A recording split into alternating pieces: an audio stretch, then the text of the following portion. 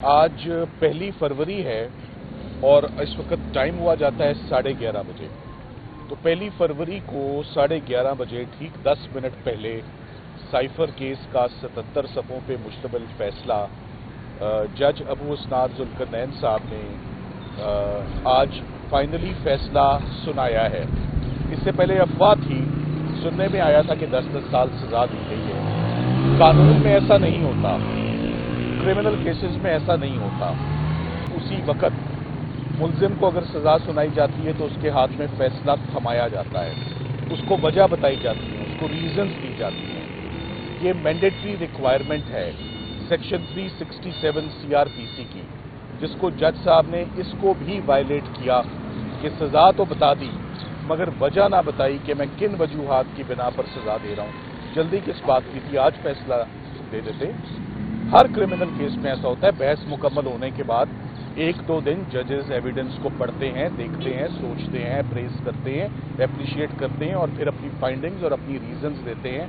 मगर जज साहब ने उस दिन जल्दी में 342 का बयान अभी चल ही रहा था तो 10-10 साल सजा सुना दी, मगर फैसला लिखने में उनको दिक्कत होती रही। बहुत अहम बात आपको बताने जा रहा हूं कि जो एविडेंस और जो शहादत रिकॉर्ड हुई है शायद वो 77 सफ़ों पर ना हो, मगर जज साहब ने 77 सफ़े लिखे हैं क्योंकि उनको लिखने में एफर्ट करनी पड़ी और जस्टिफाई करना पड़ रहा है कि वो ये सज़ा क्यों दे रही है। मेरा ख्याल है कि सरकार की गवाहों की शहादत शायद 30-35 सफ़ों से ऊपर ना हो। जज साहब ने अपने फैसले में लिखा है कि मैंने फेयर ट्रायल के तकाजे पूरे किए हैं। ये गलत बयानी है। जज साहब ने honourable supreme court of Pakistan के ऑर्डर्स को, डायरेक्शन को, गाइडलाइंस को कि ये केस क्या है, ये जुर्म क्या है, उसको ओपनली फ्लाउट किया उन्होंने।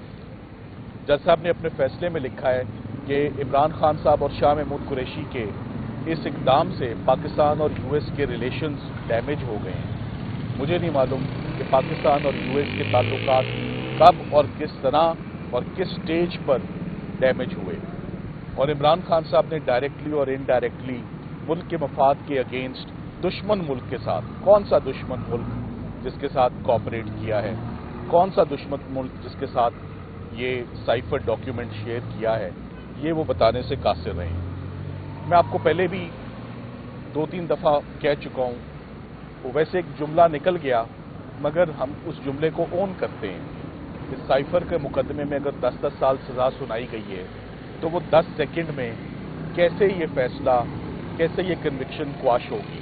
बिल्कुल होगी। उसकी वजह है कि अक्सर हम वकला अपील में, एपेलेट ज्यूरिस्डिक्शन में हम एविडेंस और शहादत पढ़ के बरियत लेते हैं। ये वो केस होगा जिसमें हमें एविडेंस नहीं पढ़ना, हमने ट्रायल कोर्ट के इंटरम ऑर्डर्स पढ़ने के जज साहब ने किया क्या है, जज साहब का कॉन्डक्ट क्या रहा, जज साहब ने क्या प्रोसीजर अप्लाई किया। एक होती है मेला फीडे, एक होती है अल्टीरियर मोटिव, एक होता है कलरेबल एक्सरसाइज ऑफ पावर। जज साहब ने जो मेथडोलॉजी इस्तेमाल की है वो तमाम हदें, तमाम लिमिट्स क्रॉस कर गई है। उनको पहले भी 2 दफ़ा इस्लामाबाद हाई कोर्ट ने उनको तनबीह की, उनको दुरुस्त किया और उन्हें बताया कि आप का जो एविडेंस है वो तमाम का तमाम कलदम, आपका प्रोसीजर गलत, आपने मीडिया को बाहर निकाला। आखिरी 3 दिन के आपको एक दफ़ा फिर हकाइक बताना बहुत ज़रूरी समझता हूं कि पिछले हफ्ते जुमे को क्या हुआ। 26 तारीख को 2 नौजवान वकला को अपॉइंट कर दिया गया अचानक से कि इमरान खान साहब और शाह महमूद साहब की ये पैरवी करेंगे। 27 तारीख को 10-12 घंटे की तैयारी से 2 नौजवान वकला, जिनमें से एक का नाम हजरत यूनुस है, वो तशरीफ लाते हैं और वो जिरा करनी शुरू कर देते हैं। अहम गवाह जिनमें शामिल हैं आजम खान साहब, एम्बेसडर साहब, आईओ, ना सिर्फ ये 25 गवाह, ये 2 नौजवान वकला एक के बाद एक सवाल पूछ के, बगैर तैयारी के, बगैर फाइल के, बगैर इंस्ट्रक्शंस के ये जिरा करते रहे, रात तक करते रहे। कोर्ट आवर्स कि बियॉन्ड करते रहे। 3:30 बजे कोर्ट टाइम खत्म हो गया, शायद वो सुबह 3:30 बजे तक करते रहे।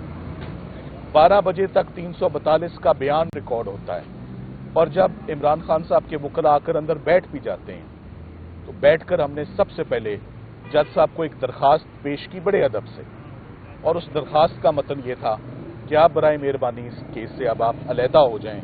आप अब जो कर रहे हैं वो गैर कानूनी से भी बात बहुत आगे निकल चुकी है, मुनासिब है कि आप ये केस ना करें।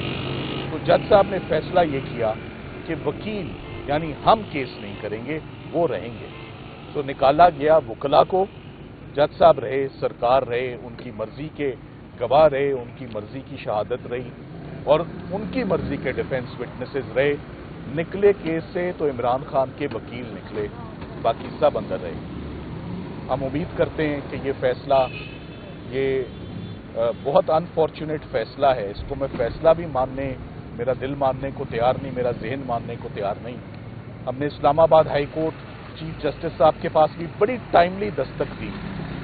आज से 3 दिन से हम दस्तक दे रहे हैं कि हमें सुन लें, इन जज साहिबान को रोक दिया जाए। जो 2 दिन में 2 फैसले सुना गए। जज बशीर अकाउंटेबिलिटी में फैसला सुना गए 14 साल का, वो भी यही प्रोसीजर अडॉप्ट करके गए, और जज अबू असनाद भी फटाफट केस कर गए। हम टाइमली हाई कोर्ट गए थे मगर हमारी सुनवाई अनफॉर्चुनेटली नहीं हुई।